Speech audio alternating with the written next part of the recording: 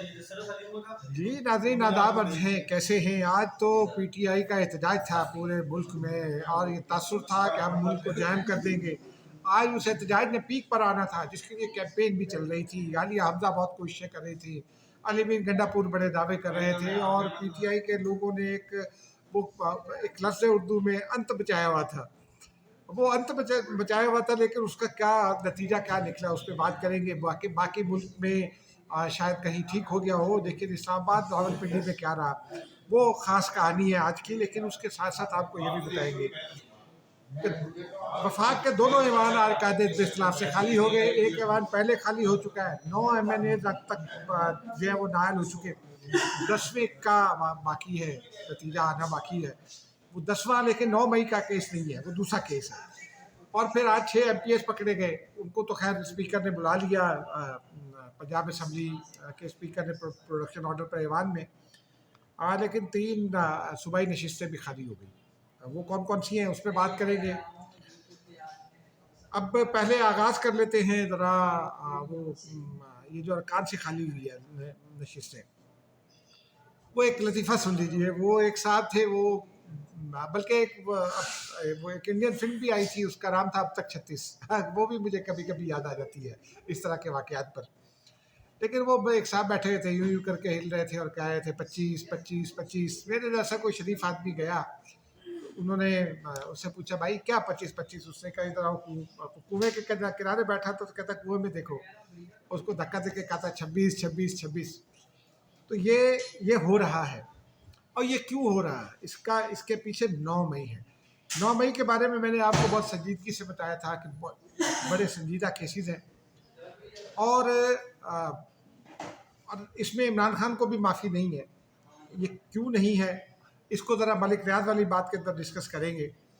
मलिक रियाज को भी वही मामला दरपेश है। इस वजह से 9 मई का जब इमरान खान ने ये कबूल भी कर लिया कि मेरे कहने पर ये हुआ, तो उनको अगली बात भी कर देनी चाहिए थी, उनके लोग बच जाते। अब मामला अदालत में है, अदालती जंग है। 9 लोग तो अब तक नायल हो चुके हैं, डिसीट हो चुके हैं। उसमें NA 17 हरीपुर से उमर अयूब साहब शामिल हैं जो कौमी असम्बली में कायदे पे इख्तलाफ हैं। सेनेटर हैं फराज शिबली फराज, अहमद फराज जो मुमताज़ शायर हैं उनके साहबजादे हैं। अहमद फराज साहब इनसे शिबली फराज से एक ज़माने में नाराज़ भी थे, उन्होंने मुझसे उस नाराज़गी का इज़हार किया था। मेरी अहमद फराज साहब से अच्छी आदत थी। बहरहाल वो और शिबली फराज मेरे दोस्त हैं, अच्छे आदमी हैं, मैं उनकी बड़ी तारीफ़ करता हूँ क्योंकि वो बड़े सेन बोलते हैं, खुलकर बोलते हैं। लेकिन वो भी नाअहल हो गए। उनके साथ साथ पार्लिमानी लीडर थी पीटीआई की ज़रताज गुल वज़ीर साहिबा, वो भी नाअहल हो गई। हामिद रज़ा, जिनके पार्टी के नाम पर पीटीआई ने पहले पार्लिमानी पार्टी बनाने की कोशिश की थी और सुप्रीम कोर्ट का मुखालिफ फैसला आ गया। हामिद रज़ा भी, और वो आइन वो तहरीक तहफ़्फ़ुज़ आइन के हवाले से जो इमरान खान के तर्जुमान हैं वो हामिद रज़ा हैं, वो वहाँ पर, तो वो भी नाअहल हो गए। ये उससे पहले अहमद बच्चर पंजाब असम्बली के कायदे में इख्तलाफ है, वो नाअहल हो चुके हैं। तो पंजाब असम्बली का ऐवान में भी कायदे में इख्तलाफ के बगैर चल रहा है अभी। चूँकि अब उसका मामला अदालतों में है, तो वो जब तक अदालतें फैसला नहीं करेंगी कायदे में इख्तलाफ की नशिस्त खाली रहेगी। और जमशेद दस्ती पहले फारिग हो चुके हैं। 10वां MNA आज जो है वो फारिग होने के करीब है। यूँ समझिए कि फारिग तो तकरीबन हो गया क्योंकि करारदाद पेश कर दी गई है ऐवान में। स्पीकर ने आज कौमी असम्बली के इजलास में एक रूलिंग पढ़ी और उन्होंने बताया कि आइन ये कहता है कि आप कंजक्टिव 40 डेज अगर कौमी असम्बली या ऐवान के इजलास से गैर हाजिर है, तो फिर आपकी ऐवान में स्पीकर को रूल्स के तहत वो ऐवान को रिपोर्ट करना है। ऐवान का कोई मेंबर चाहे तो फिर जो है वो उसके खिलाफ तहरीक लाएगा। अब स्पीकर ने ऐवान अपनी जिम्मेदारी पूरी कर दी, 40 दिन मुकम्मल हो गए थे, उन्होंने रिपोर्ट कर दिया ऐवान में। उसके बाद जो है नौशीन इफ्तिखार जो डस्का से जीती, ज़िमनी इलेक्शन में जीती, उन्होंने तहरीक पेश कर दी शेख वकास अकरम की नशिस्त के खात्मे के लिए। ऐसा पाकिस्तान में हो चुका है। ऐसा हुआ था जब PDM वाली हुकूमत थी, तो उसमें मोहम्मद मियाँ सुमरो साहब जो है वो गायब थे इस तरह। तो उनके लिए शाहिदा रहमानी ने तारीख पेश की थी और वो डिसीट हो गए थे। उन्होंने बाद में स्पीकर को ख़त लिखा, लेकिन वो डिसीट हो गए थे। फिर वो मामला अदालत में चला गया था, तो ज़िमनी इलेक्शन नहीं हो सका था चूँकि इलेक्शन करीब थे। तो बहरहाल ये इस तरह के ये छोटे छोटे कानूनी आइनी निकात होते हैं जिन पर अमल दरामद बड़ा ज़रूरी होता है। और फिर जो जमात ये कहती है कि जनाब हम आइन के रखवाले हैं, हम आइन की पासदारी चाहते, तो उनको खुद भी उनके ऊपर ये लाजिम है कि वो आइन की पासदारी करें। ये बहुत ज़रूरी है कि आइन में जो कुछ भी, जैसे एक एनएफसी की एक मिसाल है। एनएफसी आखिरी जो है वो तश्कील पाया था पीपल्स पार्टी के दौर में। उससे पहले एनएफसी पर झगड़े बहुत होते थे। पीपल्स पार्टी ने वो वर्टिकल और हॉरिजॉन्टल उसकी तकसीम का फैसला किया, यानी वसाइल और आबादी दोनों की बुनियाद पर, रकबे और वसाइल और आबादी, ये यूँ समझ लीजिए। तो वो आखिरी, उसके बाद नून लीग भी सिर्फ आइन के तहफ़्फ़ुज़ का नाम लेती है, बस करती वर्ती नहीं है। नून लीग की हुकूमत आई, उन्होंने भी एनएफसी को पीछे रखा, क्योंकि नून लीग भी 18वीं तरमीम के पीछे पड़ी हुई थी। पीटीआई तो वैसे ही 18वीं तरमीम के पीछे थी, उनके लिए तो कोई अहमियत ही नहीं थी। आरिफ अलवी साहब ने 3-4 दफ़ा आइन की खिलाफ वर्जी की, उसमें मुशीर को उसका सरबराह बनाकर मैं, तो ये बहरहाल शौकत तरीन मुशीर होते थे उस ज़माने में। तो ये ऐसा ही होता है हमारे यहाँ कि जब हमें ज़रूरत पड़ती है तो हम आइन और कानून के पीछे छुपते हैं, हमें ज़रूरत नहीं होती तो आइन और कानून की खिलाफ वर्जी हम करते रहते हैं। ये किया। और अभी आज हुकूमत की जानिब से इलेक्शन कमीशन ने चूँकि डी नोटिफाई किया है आज ही, और हुकूमत ने आज शेख वकास अकरम को ये का मामला अदालत में वहाँ रखा कौमी असम्बली में, तो हुकूमत ने आज बड़ा मौका फराहम किया पीटीआई को कि वो अपने एहतजाज को वसअत दे, अपने एहतजाज में रंग डाले, अपने एहतजाज में शिद्दत लेकर आ सके। लेकिन क्या हुआ, पेशावर में एक रैली है और उसके बारे में कहा जा रहा है कि वो तारीखी रैली है। मेरी इतला के मुताबिक उसमें कोई 1000 गाड़ियाँ हैं, एक गाड़ी में कितने लोग होते हैं उस हिसाब से ज़रा कर लें। बसें वसें भी हैं, 20-25 लोग हर बस में होंगे, तो ज़्यादा से ज़्यादा 20,000 लोग होंगे, 10,000 लोग होंगे। तारीखी रैली तो ना हुई, पेशावर में लाखों के जुलूस इमरान खान खुद निकालते रहे हैं। तो ये सिर्फ पीटीआई ने अपने कायद के साथ धोखा किया एक तरह का, क्योंकि यहाँ ईमान में भी बारहा बात हुई, हमने भी आपको बारहा बताया कि पीटीआई के बेशतर लोग कंप्रोमाइज हैं। इसकी आपको एक मिसाल दे देता हूँ। एक तो मेरी इतला यही है कि पीटीआई वाले खुद ये कह रहे थे कि अजी हमें घरों से ना निकलने दें, बहुत सारे लोग।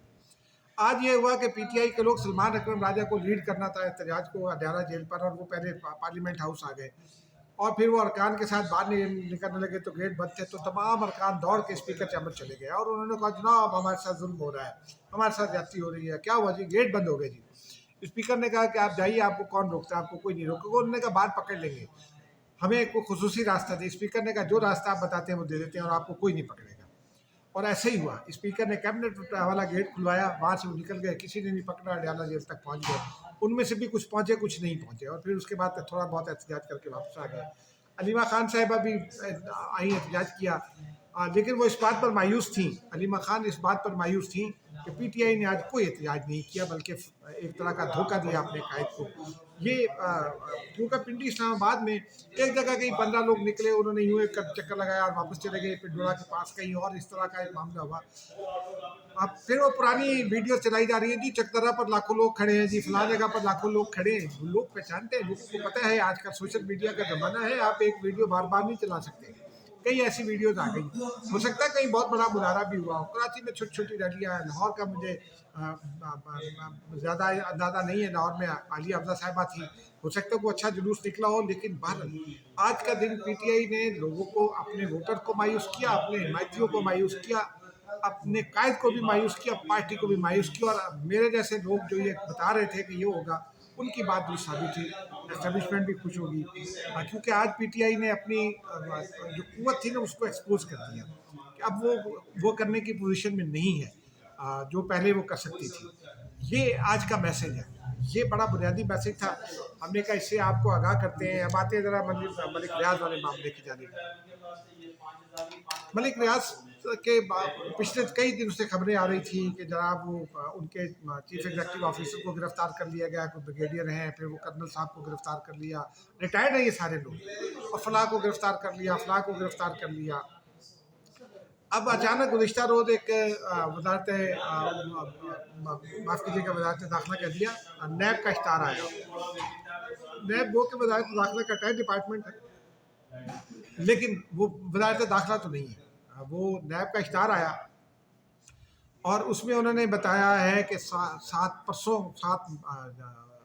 अगस्त को मलिक रियाज की कुछ प्रॉपर्टीज़, बैरिया टाउन की कुछ प्रॉपर्टीज़ नीलाम की जाएंगी। उनमें मार्की भी है एक, उसमें एक गोल्फ क्लब है, उसमें बड़े प्लॉट्स हैं और ये कीमती प्लॉट्स हैं, ये अरबों रुपए के प्लॉट्स हैं। ये कहा यह जा रहा है कि उनके जो दामाद हैं जैन मलिक, उनके बेटे हैं अली मलिक, मलिक रियाज खुद भी हैं, उनकी बेटी हैं बीना मलिक, उनका भी नाम आ रहा है। तो वे कहते हैं कि जी ये कुछ प्लीग बार्गेन की थी 8 अरब रुपए की और वो प्लीग बार्गेन पर ये पूरे नहीं उतरे, तो इसलिए फिर मलिक रियाज ने ये किसी के ज़रिए इस्लामाबाद हाई कोर्ट में दरख्वास्त दी। अब चूंकि नैब का प्रोसेस मुकम्मल था तो इस्लामाबाद हाई कोर्ट ने वो दरख्वास्त मुस्तरद कर दी कि अब तो सारा काम हो चुका है और आप डिफॉल्टर हैं। अब मलिक रियाज साहब रहम की अपीलें कर रहे हैं। अब से कुछ देर पहले उन्होंने 4 सफ़ात पर मबनी एक लेटर लिखा है, बैरिया टाउन के मुलाजमीन को लिखा है, वैसे तो उन्होंने ट्विटर के जरिए गलबन लिखा है। एक ज़माने में वो ये कहा करते थे कि ओवर माई डेड बॉडी, इस पे बाद में बात करते हैं, पहले ये लेटर पे बात करते हैं। उन्होंने अपने लेटर में ये लिखा है कि जनाब मेरे सैकड़ों बैंक अकाउंट सीज हैं, कराची, लाहौर, इस्लामाबाद में तनख्वाहें देना मुश्किल है, फ़लान इस तरह का मामला है, हमें टायरनी का निशाना बनाया जा रहा है और सारा मलबा जो है वो गिराया जा रहा है एस्टेब्लिशमेंट पर।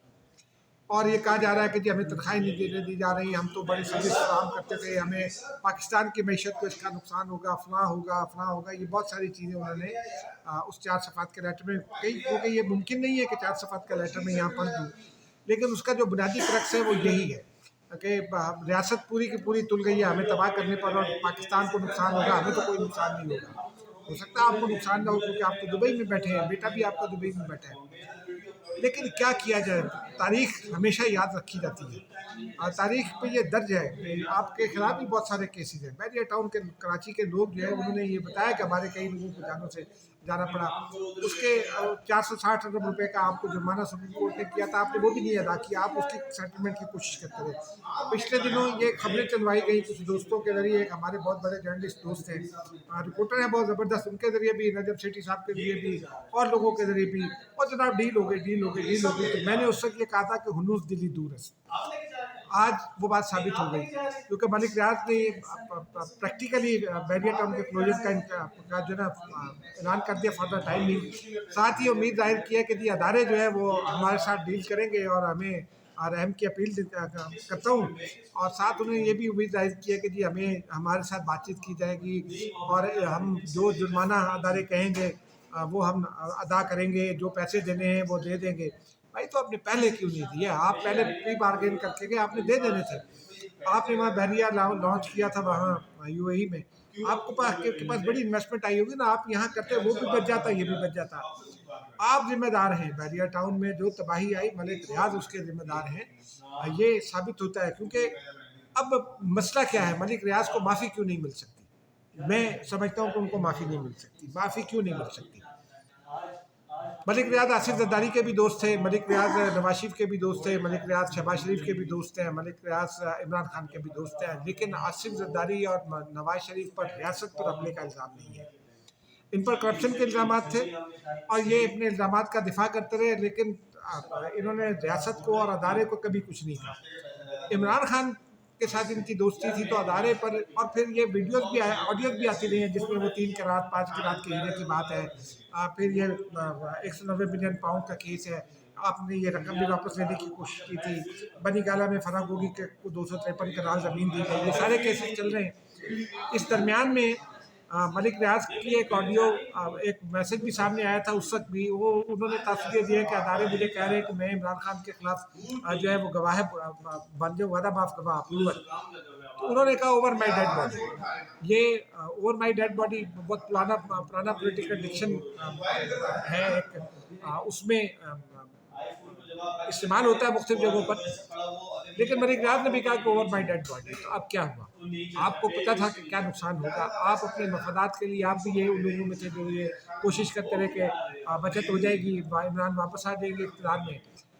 नुकसान उसका किनको है? नुकसान उन लोगों का है जिन्होंने बैरून मुल्क बैठकर बैरिया टाउन में इन्वेस्टमेंट्स किया। बैरिया टाउन को नुकसान होगा, आम आदमी को नुकसान होगा। आपका क्या जाएगा? जो आपका मुलाजमीन है वो भी छुट जाएंगे कल, क्योंकि वो तो कोई मुजरिम नहीं है, और रियासत उसका अगर कंट्रोल संभालेगी तो फिर मुलाजमीन जो बैरिया टाउन के मुलाजमीन है उनकी तनख्वाहों का भी कुछ ना कुछ करेंगे। तो हमेशा ये सोचना चाहिए कि जब आप मगरूर होते हैं, जब आपके गर्दन में सरिया आता है, तो उस वक्त आपको ये सोचना चाहिए कि ऊपर अल्लाह है और नीचे कानून। खुदा हाफिज़।